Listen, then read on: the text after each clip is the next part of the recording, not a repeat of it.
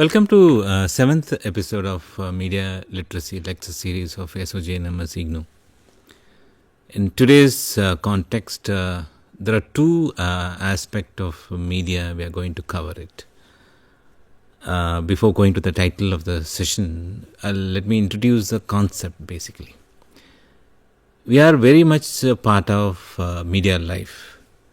And media gadgets, media platform, various media components are integrated into our daily routine life. Have you thought about two aspects of media components, media content, media information delivery system? One is what kind of information is being delivered to us and how is being delivered to us. You apply these two questions to any component of media content. Being an individual, being a country or group, community, ideology or whatever, wherever, whichever component, apply these two questions. What and how? What kind of content and what kind of importance? How is being framed? How is being presented? What and how? If you ask these questions, we will be able to understand two aspects of media system: representation and stereotypes. That's the main focus of this episode. We are looking at this two component of media system, representation and stereotypes, from the media literacy perspective. It's very critical. Media needs to be handled in a very critical manner. That's a fundamental concept of media literacy.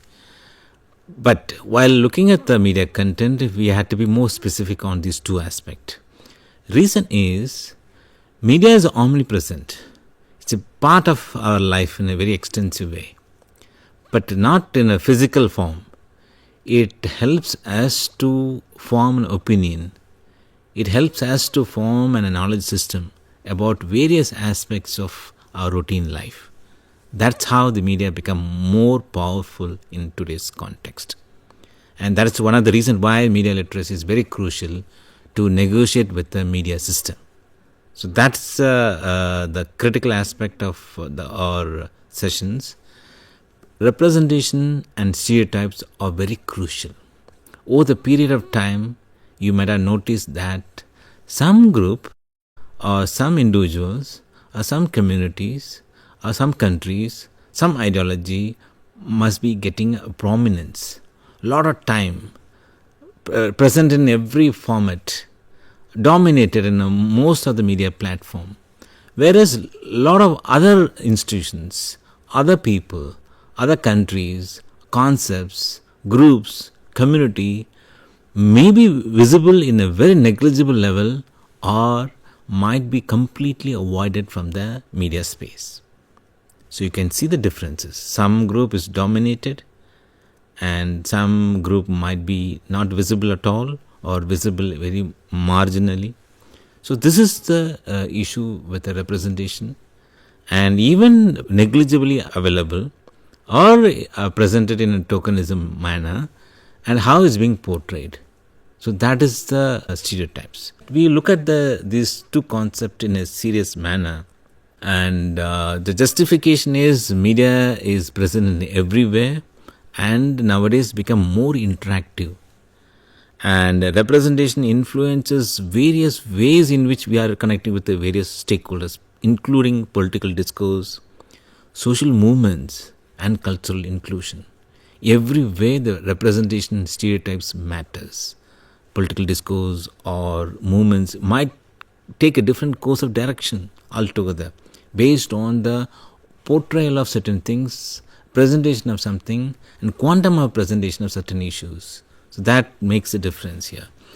And there are three aspects of representations we have to see that. One is a visibility, one is a framing, last one is the voices.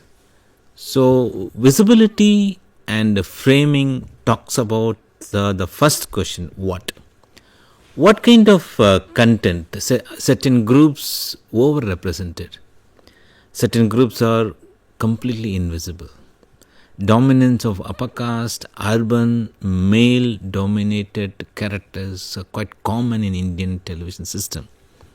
You can apply this oversimplified concept in every situation and check that. Check in your routine life about the dominant representation of certain groups. It's a male dominated media system, particularly in Indian context, most likely in other places also. It's not like that in only the media is being dominated by male. Actually, it's a reflection of society. Where which group is dominated, that automatically the power structure is replicated in every sphere of the life. Media is one part of that, so automatically gets reflected. And the framing, visibility, I told you that, who gets more visible, or who is not visible at all.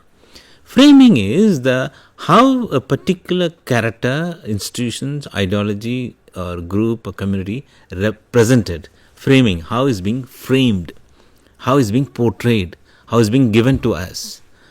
Maybe some people might be presented as a villain, somebody might be presented as a victims, heroes, like that. The way it's being presented over the period of time, we get influenced. We create an opinion similar manner about those people, those groups, communities and all. So visibility is very important. The power plays a very crucial role in that process, and automatically, according to the dominant group or ideology or power structure, and those favorable position people might be presented in a different manner, and other set of people will be presented in a different manner. The last part of the representation characteristic is voice. Here the question is how it's being presented. What is being presented, we discussed, that includes visibility and framing. And here talking about how that's about voices. I mean, what kind of space is being given to them to represent their views? Are they representing dominant group? Or are they representing underrepresented, marginalized, secluded group? So marginalized groups given space to narrate the experience or not, and how authentic or how filtered this information is coming from the dominant perspectives. And consider that how caste, gender, class and religious interest is shaping in the media atmosphere. Understand that. So that makes that stereotypes, the voice and framing and visibility, these are all part of this, address those questions of what and how. Let us understand some of the basic philosophical concept of representation. The basic definition of representation says that it refers to the ways in which the media portrays people, places, events and cultural identities. It involves selection, construction and framing of reality through images, language, sound and narrative. We have repeated one concept in the entire the lecture series. Media reflects the reality by constructing the reality. It's not giving as, it's not reflecting, it's not a mirror. Media is not just not a mirror. But here everything is being reconstructed. Materials are reconstructed, content is reconstructed, and messages are reconstructed. Even in one of the episodes we explained about how a news become news, the cycle of news generation from the perspective of construction of news. We have explained that, you can refer to that. So this process of reconstruction, manufacturing the content, construction of content, whatever, and it's being done by the dominant group. We said media is a male dominated. So whichever information is coming to the media is being presented to the society from the perspective of the dominant group or dominant powerful structure about dynamics and all. So this is the issue with the representation. Carefully, if you look at that, in a normal face value, if you look at the media content, everything looks nice. Because we are normalized to this process, because we are not looking at the media suddenly. We are exposed to the media content over the period of time. Probably the new generation might be born and brought up in the media environment. So it's everything become normal for it's being normalized. The power dynamics is normalized. The representation is normalized. Underrepresentation is normalized. So if you look at the critically, you can ask many questions about class, gender, class, and identities and various other aspects of the media component. And we have discussed about the importance of asking critical questions about the media content, because the very crucial part is the media interaction creates a knowledge system, and our knowledge system, and that influences our decisions. The decisions might be for personal benefits, or decisions might be for the public interest. Whatever the decision, it has to be based on our informed decisions, not by the indirectly or directly influenced by the media. Remember that, because if it's being influenced by the media directly or indirectly, definitely there must be some agenda behind those influence, some benefits for some group, some institutions, or some ideological setup. So we have to be careful about that. That's what the media literacy is talking about, critically engage with the media and information system. And particularly asking these questions about representation and stereotypes and all. And think about certain questions about the media representations always accurate or not. Who decides what gets represented and what doesn't? You might have heard about this term gatekeeping. Gatekeeping is a part and parcel of manufacturing content. And when the media operates in a public sphere, everything may not be passed on to the society. A lot of information is filtered out. Certain informations are allowed to go to the society, because if you look at the newspaper, 24 pages must be there printing hundreds of stories. But that particular newspaper's newsroom might have received more than triple or 5 times, 10 times of the stories printed. So they discarded a lot of stories and allowed a certain number of stories to go. Who decides that? And who decides that this particular news should go, and who decides that this particular news should not go there? There are various factors involved in that. The simplest factor is news value, because the news should be relevant to the society. That's the simplest definition. We always say that. But beyond that, there are many other factors plays that. The ownership pattern, the political economic setup of the media organization, and the group involved in the operation of media. And altogether, remember that it's a business operation, profit oriented. And also we are saying that the media is dominated by certain groups, and all the sections of the society not represented. There are visible, there are invisible factors plays a role in determining the media content. So this is the crucial question about the representation while talking about the media content. And the very crucial aspect of representation is media does not reflect a reality. It actually constructs a meaning through selection, framing, and repetition. Repetition is here the particular framing, particular portrayal is being repeated by many times by the same group, same platform, or maybe another platform, another method, another way, OTT, television, advertisements, films, memes, or shorts or reels, everywhere. One particular ideology is being repeated again and again. We become normal to that. It's become routine for us to accept that, and we start behaving according to that particular representations. So this is a very crucial part. And power is playing a very crucial role in controlling which meanings become a dominant in a society. This is a very popular quote from the Stuart Hall, and he talks a lot about the representations in the media. And the power structure is very crucial here, because the who become a dominant, so they dictate the terms and conditions of the entire discourse, the way the discourse is being happening there. So automatically certain groups are included, large number of people are not excluded in that process. And again, I am repeating a point, media is very powerful. It's not just for entertainment purpose, it's not information provider. It influences how people think, behave, understand each other. And here only, remember that we may not have all the options to visit, interact, discuss with the various people or institutions. Largely, we do it through the communication platform, be it newspaper or WhatsApp or through other via media. So largely, our opinion about others, other institutions, based on what kind of information we are receiving that. So it influences whatever we are receiving, it influences how we are thinking, how we are behaving, and how we are making decisions. So here you can understand that if we are completely exposed to the hidden agendas and very strong agenda and consistently presented in various platforms to the group of people, so over the period of time, that agenda is being absorbed and gets reflected in all the behaviors and decisions.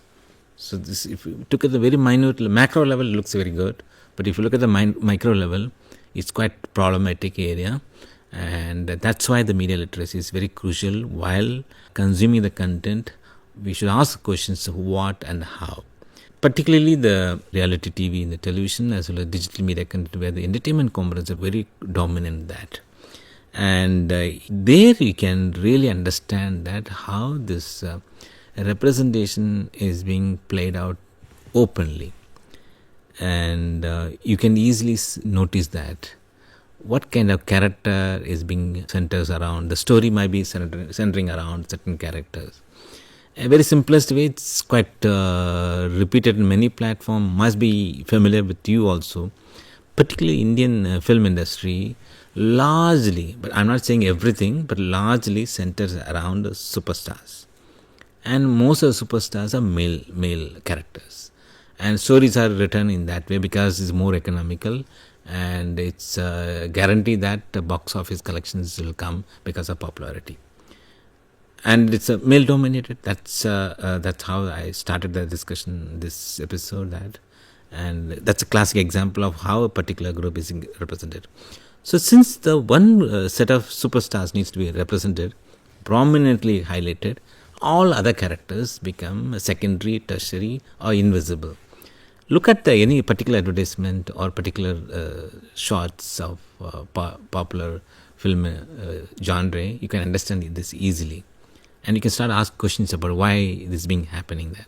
You will find plenty of interesting answers for that. And gender is one crucial aspect. Gender and geographical locations of rural-urban divide in the news media, you can easily understand that. Because news always, if you look at the news, always centers around the power circle. Power circle means urban. And one is they're close to the power circle, so reflect a lot of news from the power circle.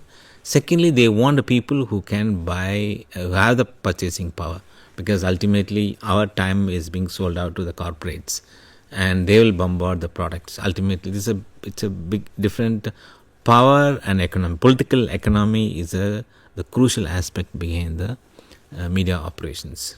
So we become part and parcel of that, because we have to spend time. We need entertainment, we need information, and they are giving free of cost mostly, or in a subsidized manner, subsidized through advertisements. So this is, if you look at the internal dynamics, you will be surprised to know more about this, how media is being operating in that process. Now let us briefly understand the stereotypes. This is the second aspect of the questions. What is being presented, we discussed a lot in terms of representation.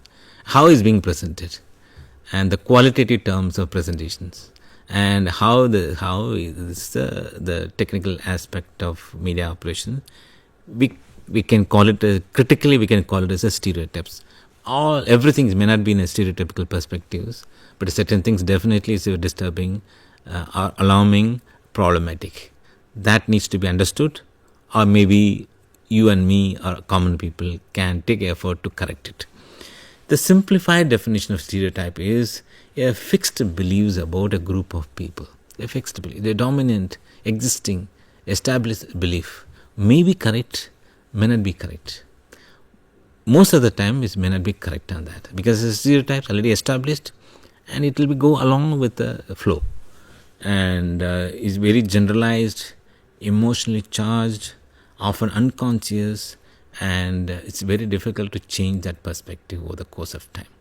So this is the very stubborn, sticky concept of stereotypes.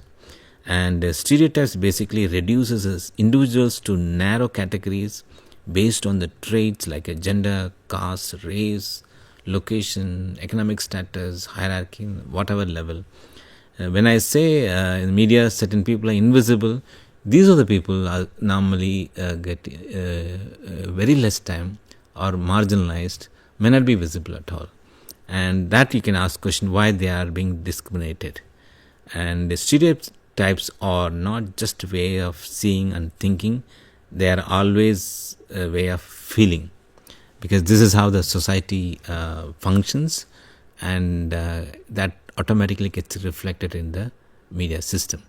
So, but that needs to be understood in a very clear-cut manner. And stereotypes functions as a racial myths. Over time, media links certain traits with the racial groups or gender or ethnic groups so often that this become common sense, become normalized. It's become a common truth in social circumstances. That's a problematic one. The impact of stereotypes, for example, as I mentioned about the films about stars centered around the media script and all, and they look at the other characters, particularly male female divisions and other secondary and tertiary level of characters, always presented as a powerless. But actually in normal life there are people comes from the marginalized sections, underrepresented sections, are occupying very prominent positions, very successful stories, and they challenge the many obstacles to overcome their struggle. Many good stories you can see that, but that's not being presented in as it is in various media platforms, because always homemakers and uneducated, aggressive, and always go committing a crime, that certain characteristics are attached with the certain groups. So always you can find that. And this is not happening today or tomorrow, yesterday or today, but it's happening very long time. But that media literacy say that while we should not accept as it is, we have to challenge it, we have to ask questions about that. And stereotypes, the framing, the way it's being presented happens unconsciously, because the dominant group operates and automatically they think that this is correct. So it's come automatically while presenting certain characters, institutions, or for that matter, if you take the newspapers and see the front page news stories and see how many people are quoted. Because news is basically they'll quote certain people, source, because just to make sure that's authentic, because the objectivity needs to be maintained. How it's to be maintained, they get the reliable information from authentic sources, government sources, or people from the responsible position, stakeholders and all. And take the front page, just count how many people are quoted in the front page, any national daily or regional daily, whatever the language, just count that. You will find one interesting information that one set of people, one characteristics of people always represented. The powerful people always get represented because they have authority. They have authority to disclose information. So automatically they get prominence in the news. And what kind of those people? Just see that. And mostly it's a male dominated. Not in the new media. Even within the media, within the news, the people are quoted are always male dominated. Or if you look at the other characters, other people, they have a different set of representation. So this is the problematic area. And new stereotypes exist in the news, stereotypes exist in entertainment, exist in advertising, and it reinforces the social hierarchies and portraying some groups as dangerous, inferior, hypersexual, heterosexual, and repeated exposure makes certain racial, ethnic narratives feel familiar and true, especially for dominant audience. And dominant audience also more or less shares a similar characteristics, either having the similar characteristics or other groups started normalizing into that dominant perspectives, whichever way media is presenting. And there are three ways in which the stereotypes or representations are negotiated by the audience. One, we have discussed in detail in one of the earlier episodes. One is we accept what media is playing as it is. We accept that. We'll normalize that. We'll accept whatever being presented. We are happy with that. We'll accept and we enjoy those entertainment. We enjoy those information and all. Second part, they will accept that, but they're contextualized within their scenario. They negotiated meaning they'll take that. Okay, this is what information. but in my context it may not be applicable. So it's kind of intermediary level of understanding. Third group is a rebel, means they never accept that, they always challenge the information presented to us. So this is the three set of audience we can always that. One, it's a biggest number that always go along with the media. Another marginal group of audience is okay, they'll accept that, okay, this is what media is presenting, but it may not be applicable to my context. Okay, so they may not resist, but they may not accept also. The third group is they are completely reject the media statements, and they counter the media narratives. So this is the three levels of resistance always happens in the media system.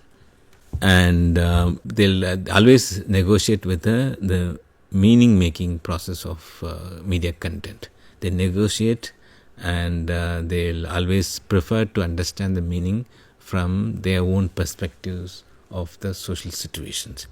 And now let us understand briefly about, we have understood that what representation is about, what a stereotype is about. Visibility, dominant group always gets visible. Those group always get a positive framing, positive portrayal. And voice always, the media space always goes to the powerful group.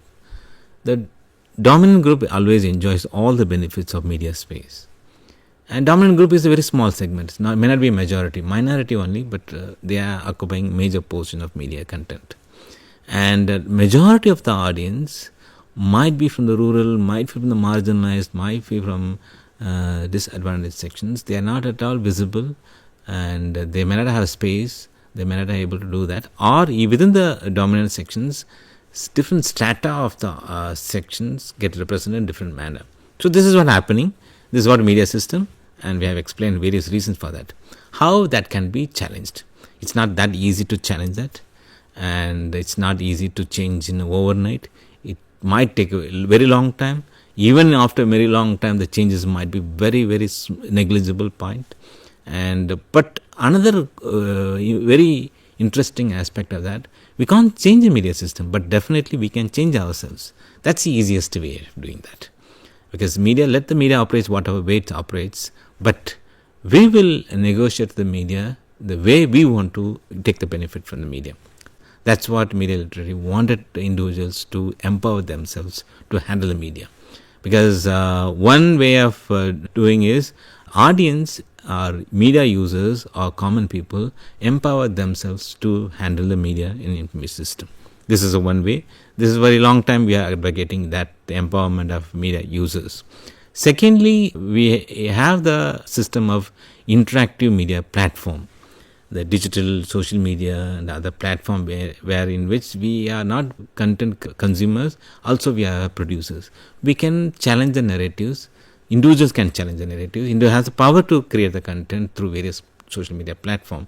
We can give a voice to the voiceless. So these two things can be done: empowering the individuals and participation in a more meaningful manner in the media system. So these are the two approaches.